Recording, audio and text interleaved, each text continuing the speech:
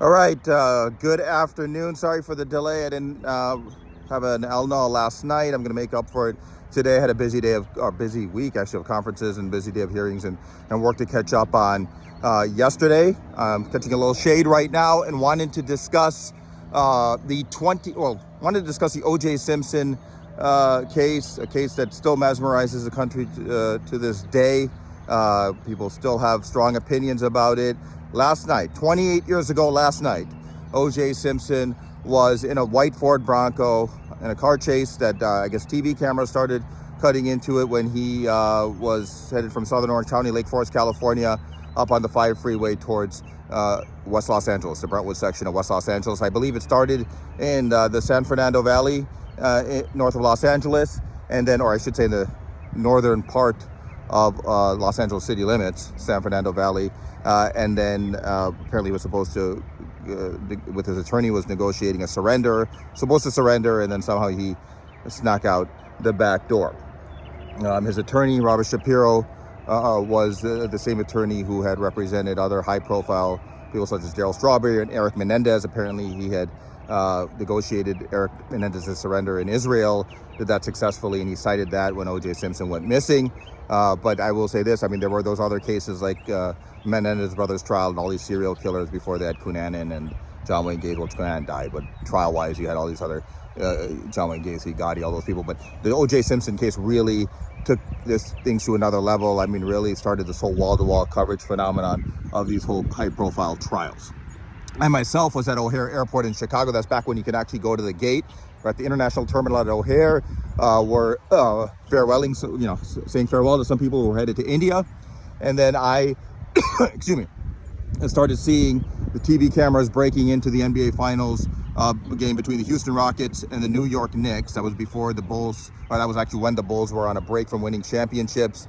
Michael Jordan had briefly retired for a few years, and then they broke into that game. There was a split screen. NBC broke into it, and you could see national TV coverage of the car chase. I actually, when we left the airport, heard the chase on the local radio station there in Chicago, headed home, ran to the TV, and saw the rest of the coverage wall to wall as it was happening.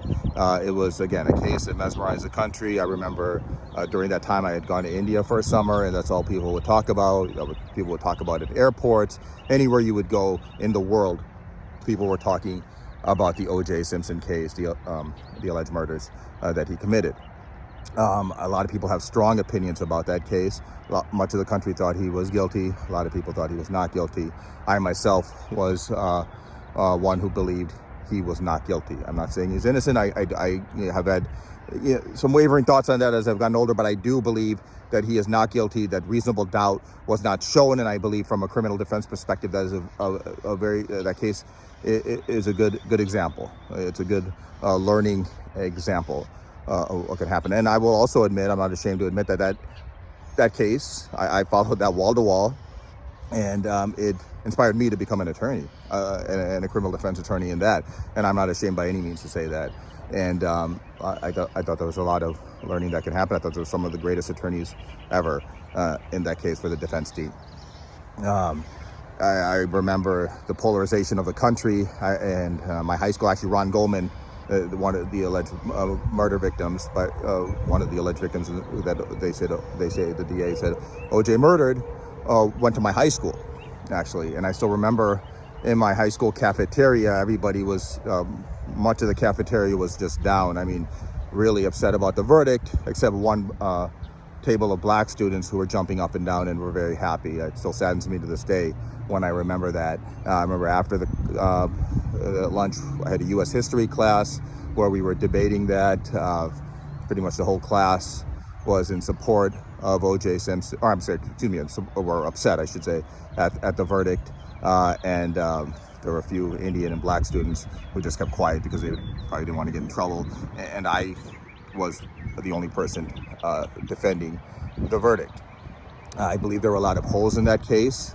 I think and I don't believe that bloody glove thing. I'm not going to go there with that. The bloody glove, the glove didn't fit. I still remember a juror after the verdict was read was on TV saying the glove didn't fit. Look, the glove didn't fit.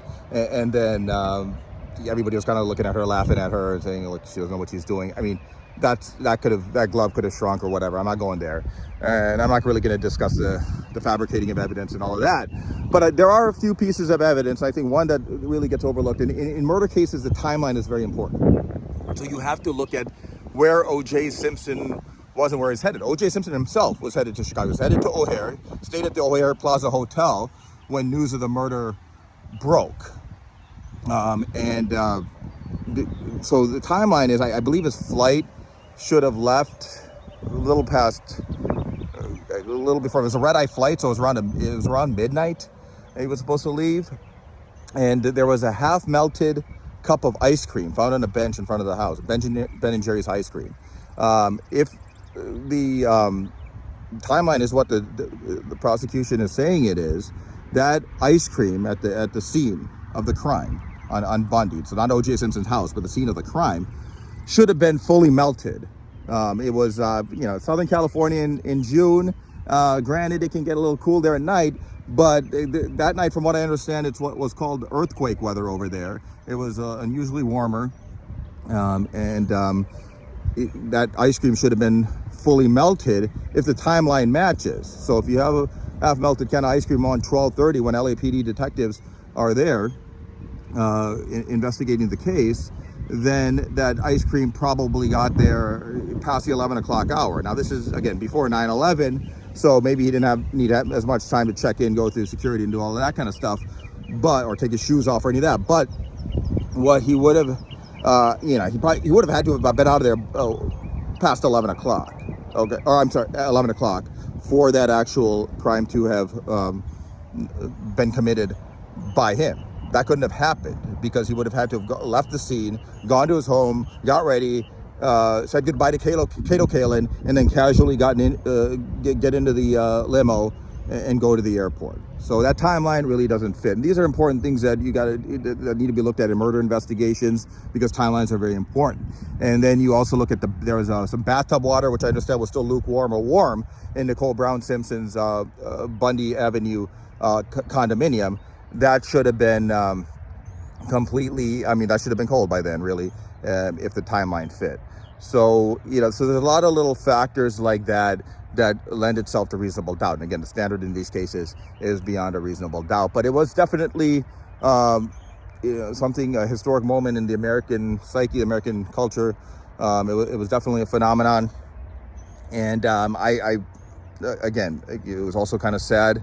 It was one of the first times where I really started to see the polarization of the country, and now I think we've gone to another level since 1994. And there's a lot of opinions back and forth. I know there was a lot of concern if he was found guilty that there could be a riot. This was shortly after the Rodney King riots in Los Angeles in 1992, and a lot of cases of police misconduct and things of that sort back then in the Los Angeles area. So it was definitely a phenomenon. The LAPD, tried to get him to surrender, did not, and then subsequently there was this California Highway Patrol chase of Mr. Simpson in this white Bronco with his football teammate from USC, Mr. Al Cowlings, as they were going up the 5 freeway and then onto the 405 to the Brentwood section of West Los Angeles. That happened 28 years ago last night. All right, thank you very much. Have a great weekend. It's Juneteenth weekend. If you get a holiday for that on Monday, please enjoy that as well. And I'll see you soon. Thank you.